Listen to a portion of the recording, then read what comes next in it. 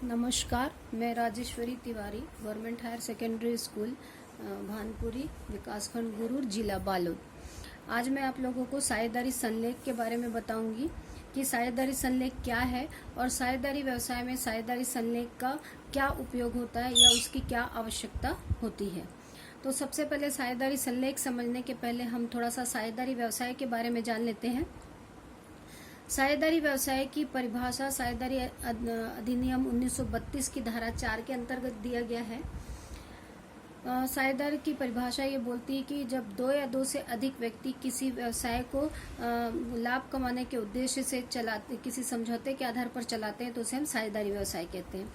अब चूंकि साझेदारी व्यवसाय में दो या दो से अधिक व्यक्ति संलग्न होते हैं तो वहां पर विवाद की स्थिति भी उत्पन्न हो सकती है। ऐसे तो साझेदारी में समझौता जो है लिखित या मौखिक दोनों में से किसी भी प्रकार से हो सकता है, लेकिन चूंकि बहुत से व्यक्ति होते हैं और उनके बीच विवाद की स्थिति उत्पन्न हो सकती है, इसलिए साझेदारी जो समझौता है वो लिखित में कर लिया जाए तो ज्यादा अच्छा होता है, ऐसा कहा जाता है।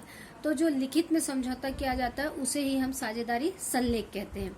साझेदारी संलेख को यदि सामान्य तौर पर हम समझें तो साझेदारी संलेख में व्यवसाय को चलाने के या संचालन करने के नियम व शर्तों के बारे में उल्लेख होता है कि जिससे सभी साझेदारों को ये पता हो कि उनको किस नियम और किस शर्त के अधीन अपने व्यवसाय में कार्य को करना है। सामान्य रूप से यदि मैं बोलूं तो साझेदारी संलेख से आशय ऐसे समझौते से जिसमें साझेदारी व्यवसाय से संबंधित नियम एवं शर्तों का उल्लेख किया जाता है। यह समझौता लिखित मौखिक हो सकता है, लेकिन सुरक्षा की दृष्टि से लिखित होना श्रेष्ठ माना जाता है। साझेदारी संलेख बनाना अनिवार्य नहीं होता। जैसे मैंने पहले ही बताया कि कंपनी अधिनियम के अंतर्गत साझेदारी संलेख को बनाना अनिवार्य नहीं है, लेकिन सभी साझेदार अपने व्यवसाय की या अपने हितों की सुरक्षा के लिए साझेदारी संलेख बना सकते हैं। अब हम आते हैं कि साझेदारी संलेख के प्रमुख तत्व क्या क्या होते हैं, यानी साझेदारी संलेख में क्या क्या लिखा जाना चाहिए। तो साझेदारी संलेख के साझेदारी संलेख के प्रमुख तत्व, तो पहला तत्व आपका होता है इसमें फर्म का नाम एवं पता।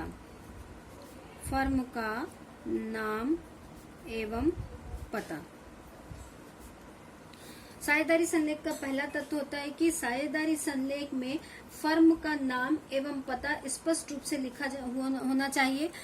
और फर्म का नाम रखते समय इस बात का ध्यान रखा जाना चाहिए कि जो फर्म का हम नाम रख रहे हैं उस नाम से कोई और फर्म पंजीकृत ना हो, यानी दूसरे फर्म से मिलता जुलता नाम हमें नहीं रखना है। फिर दूसरा आपका आ जाता है व्यापार का क्षेत्र। साझेदारी संलेख बनाते समय हमें इस बात का स्पष्ट उल्लेख किया जाना चाहिए कि व्यापार का क्षेत्र क्या होगा। क्षेत्र से आशय कि क्या वो राज्य स्तर का होगा या अंतर्राज्यीय होगा या जिला स्तर का होगा, तो ये क्षेत्र का भी साझेदारी संलेख में आवश्यक रूप से लिखना चाहिए। फिर आपका तीसरा जो अति महत्वपूर्ण है, साझेदारों के नाम एवं पते।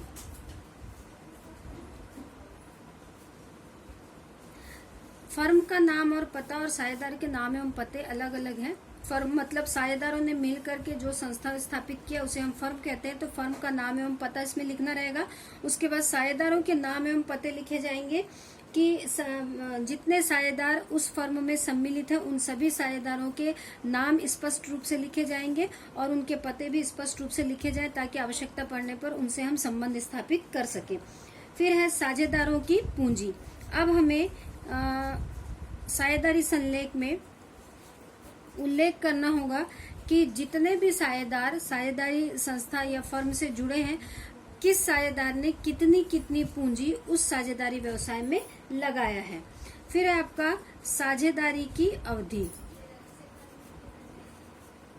आपने जो व्यवसाय प्रारंभ किया है, साझेदारी व्यवसाय प्रारंभ किया, उसकी अवधि क्या होगी। 1 वर्ष है, 2 वर्ष है, 5 वर्ष है, 10 वर्ष है या निश्चित काल के लिए, तो इसका आपको वहां पर व्यवस्था लिखना होगा। फिर है हमारा नए साझेदार का प्रवेश। नए साझेदार का प्रवेश नए साझेदार के प्रवेश के संबंध में क्या नियम होंगे, इसका स्पष्ट रूप से उल्लेख किया जाना होगा कि नया साझेदार यदि व्यवसाय में प्रवेश करता है तो वह किन किन शर्तों के अधीन साझेदारी में प्रवेश करेगा और कितनी पूंजी लगाएगा और वो क्या क्या काम साझेदारी व्यवसाय में देखेगा। फिर है फर्म का व्यवसाय। साझेदारी संलेख में ये देखना होगा कि फर्म का व्यवसाय किस प्रकार का है, वह किन किन वस्तुओं का व्यापार करेगी, कि वो जो फर्म है, जो साझेदारी फर्म है, वो थोक व्यापारी होगी कि फुटकर व्यापारी होगी, इस बात का उल्लेख भी करना होगा। फिर है पूंजी पर ब्याज। साझेदारी संलेख में यह स्पष्ट रूप से लिखना होगा कि साझेदारों ने जो पूंजी लगाई है उस पर कितने प्रतिशत की दर से ब्याज दिया जाएगा। यहाँ ध्यान देने की बात यह है कि यदि साझेदारी संलेख नहीं बनाया गया है तो साझेदारों को पूंजी पर किसी भी प्रकार का कोई ब्याज नहीं दिया जाता है, लेकिन यदि साझेदारी संलेख बनाया गया है तो उस संलेख में यह स्पष्ट रूप से लिख देना चाहिए कि पूंजी पर कितने प्रतिशत की दर से ब्याज दिया जाएगा। फिर है आहरण पर ब्याज। इसके पश्चात हमें साझेदारी संलेख में ये देना होगा कि जो साझेदार हैं वो कितनी राशि तक का व्यवसाय से आहरण कर सकते हैं और यदि उन्होंने आहरण किया है तो कितने प्रतिशत की दर से फर्म उन पर ब्याज लगाएगा। यहाँ ये भी ध्यान देने की बात है कि साझेदारी संलेख की यदि नहीं बनाया गया तो आहरण पर भी कोई ब्याज नहीं लगाया जा सकता है। फिर है लाभ हानि का विभाजन। साझेदार व्यवसाय इसलिए स्थापित करते हैं, जैसे हमारा साझेदारी परिभाषा में ही बताया गया है कि साझेदारी दो या दो से अधिक व्यक्तियों के मध्य ऐसा समझौता है जिसमें लाभ कमाने के उद्देश्य से व्यवसाय को स्थापित किया जाता है। तो यहाँ ये ध्यान देना है कि साझेदारी संलेख में इस बात का स्पष्ट रूप से उल्लेख करें कि वे लाभ का विभाजन किस प्रकार से या किस अनुपात में करेंगे। यहाँ ध्यान देने की बात यह है कि साझेदारी संलेख यदि हमने नहीं बनाया है तो साझेदारों के मध्य लाभ का विभाजन समान अनुपात में या बराबर अनुपात में किया जाता है। अब है वेतन एवं कमीशन। चूंकि साझेदारी व्यवसाय का संचालन सभी साझेदार या सभी साझेदारों की तरफ से किसी एक साझेदार के द्वारा किया जाता है, तो क्या जिस साझेदार ने जो साझेदार व्यवसाय का संचालन कर रहा है उसके लिए कोई वेतन की राशि निर्धारित की गई है क्या, या किसी साझेदार के लिए किसी प्रकार का कोई कमीशन की राशि निर्धारित की गई है क्या, इसके संबंध में स्पष्ट उल्लेख साझेदारी संलेख में किया जाना चाहिए। फिर है साझेदार का ऋण।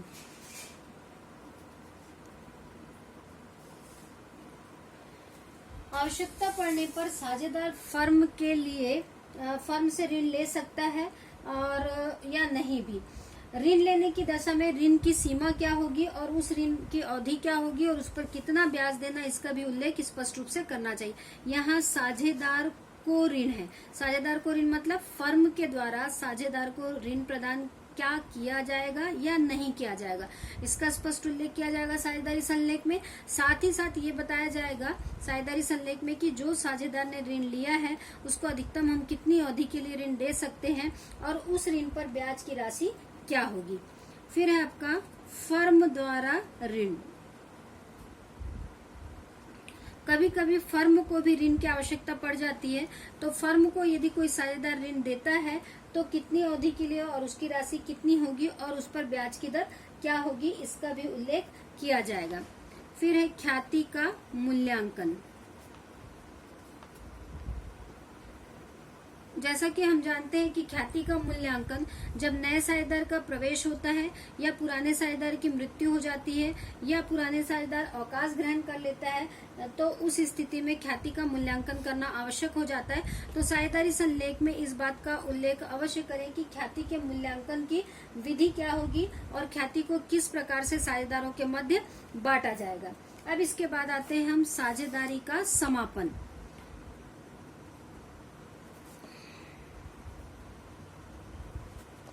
साझेदारी का समापन, किन किन परिस्थितियों में साझेदारी का समापन हो जाएगा, किसी साझेदार की मृत्यु अथवा पागल या दिवालिया होने की दशा में फर्म चलेगी या नहीं, इसका स्पष्ट उल्लेख साझेदारी संलेख में किया जाना चाहिए। तो इस प्रकार से ये 15 बातें जो हैं हमें साझेदारी संलेख में के प्रमुख तत्व हैं और साझेदारी संलेख बनाते समय हम इन सब बातों का आवश्यक रूप से ध्यान रखेंगे। अब हम ध्यान देते हैं कि साझेदारी संलेख के अभाव में क्या क्या नियम लागू होते हैं। साझेदारी संलेख के अभाव में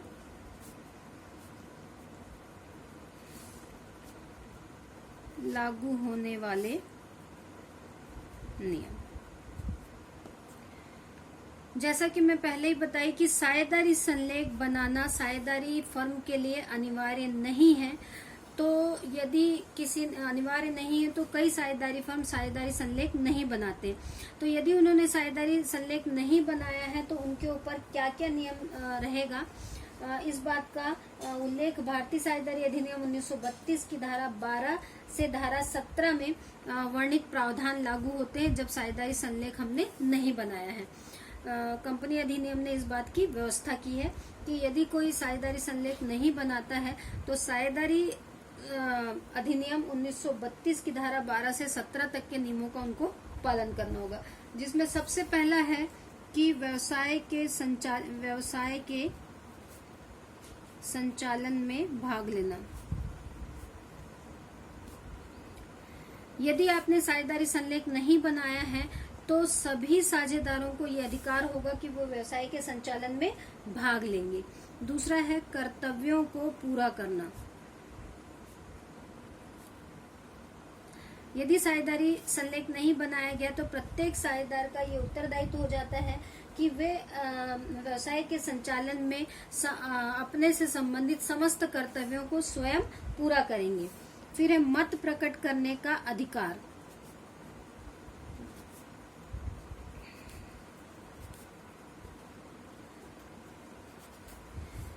व्यवसाय में किसी बात में यदि इस पर मतभेद हो जाता है, क्योंकि हम ये जानते हैं कि साझेदारी में 2 या 2 से अधिक व्यक्ति रहते हैं और जहां पर अधिक व्यक्ति होते हैं वहां वाद विवाद की स्थिति अवश्य उत्पन्न हो जाती है। तो यहाँ पर बहुमत से उस समस्या का निपटारा किया जाएगा और प्रत्येक साझेदार को यह अधिकार होगा कि वो अपने विचार को व्यक्त कर सके। फिर है आपका हिसाब किताब की बहियों का निरीक्षण। प्रत्येक साझेदार को ये अधिकार होगा कि साझेदारी संस्था के से संबंधित जितने भी हिसाब किताब की बही या पुस्तकें हैं उन सब का वे स्वतंत्र रूप से निरीक्षण कर सकते हैं। फिर है बिना पारिश्रमिक कार्य। प्रत्येक साझेदार को बिना पारिश्रमिक के कार्य अपने साझेदारी संस्था में कार्य करना होगा। फिर है आपका लाभ हानि का विभाजन।